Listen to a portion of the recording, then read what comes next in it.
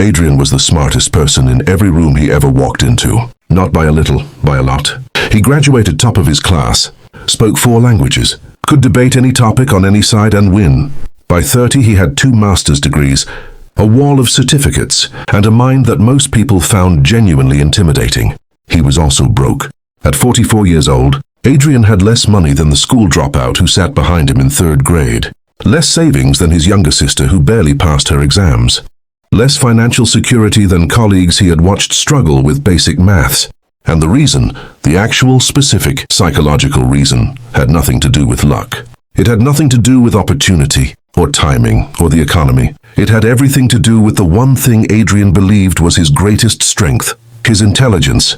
This is the story of the trap that catches the smartest people hardest, and the single shift that finally set Adrian free.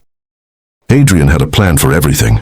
Before he started any business, any project, any investment, he researched first, deeply, thoroughly, exhaustively. He would spend 6 months studying a market before making a move. He would read 17 books on investing before buying his first share. He would draft 43 versions of a business plan before showing it to a single person. And every time, without fail, by the time he felt ready, the moment had passed. The market had shifted. Someone else had launched. The opportunity had quietly closed.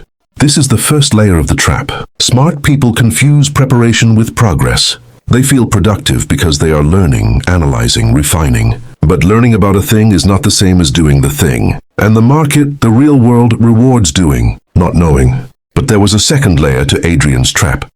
A deeper one. And this one was harder to see.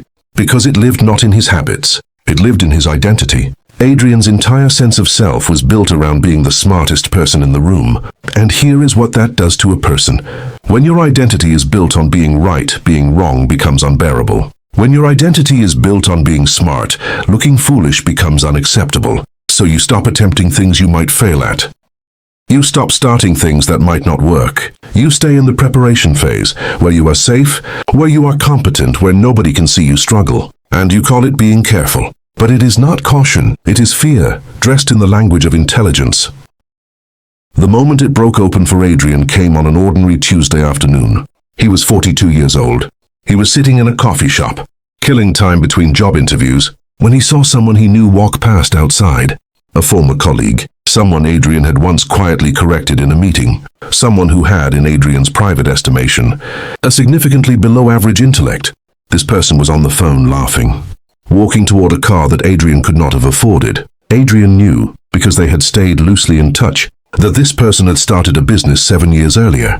A messy business, an imperfect business, one that Adrian had privately assessed as unlikely to succeed.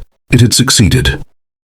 Adrian sat with his cold coffee and asked himself an honest question for the first time in years. Not why is the world unfair? Not why do undeserving people succeed? He asked, what did that person have that I don't? And the answer arrived slowly, painfully, undeniably. That person had started. They had started badly, messily, without all the information. They had been wrong about things publicly and recovered. They had looked foolish and continued anyway. They had treated their identity as something separate from their results. Their ego was not on the line every time a decision failed. So they made more decisions. And more decisions meant more chances. And more chances meant, eventually, inevitably, success. Adrian had spent 20 years being too intelligent to fail, and that had made him afraid to try. Adrian made a decision in that coffee shop, not to become fearless. That is not how humans work. Not to stop being analytical. His mind was his mind. He decided to separate his identity from his outcomes, to stop needing every move to be brilliant before he made it, to allow himself to be a beginner in public. He started a consulting service that month. Not a perfect one. Not a researched for 6 months one. He built a basic website in one evening and sent 11 emails to people he knew. 3 of them replied. 1 became his first client. That first client paid him $900 for 4 hours of work. Adrian had more qualifications than anyone he had ever met. But that $900 was the first money he had ever made from his own effort, his own risk, his own decision to begin without certainty. It felt different from any salary he had ever earned, because it was. Within 18 months, his consulting practice was generating more per year than any job he had ever held. not because he became less intelligent, because he finally let his intelligence serve action instead of replace it. The trap had not been his intelligence. The trap had been his relationship with his intelligence. He had used his mind as a shield. When he finally used it as a tool, everything changed. Intelligence without action is just expensive decoration. If any part of Adrian's story felt uncomfortably familiar, pay attention to that feeling. Because the smartest people are often the last to admit they are stuck. They have too many sophisticated reasons for why right now is not the right time. Too many well-researched arguments for why waiting a little longer makes sense.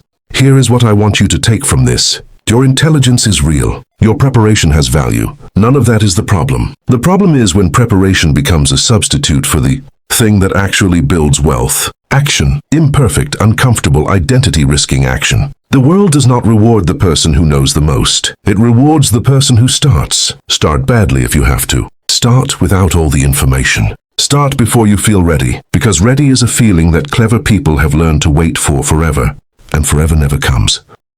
In the comments, I want you to answer one question. What is the one thing you have been researching and preparing for instead of starting? Name it right there in the comments, because naming it is the first step to no longer hiding behind it. Subscribe to Success Theory. Every week, one story, one truth, one thing the most successful people know that most people are never told. I will see you in the next one.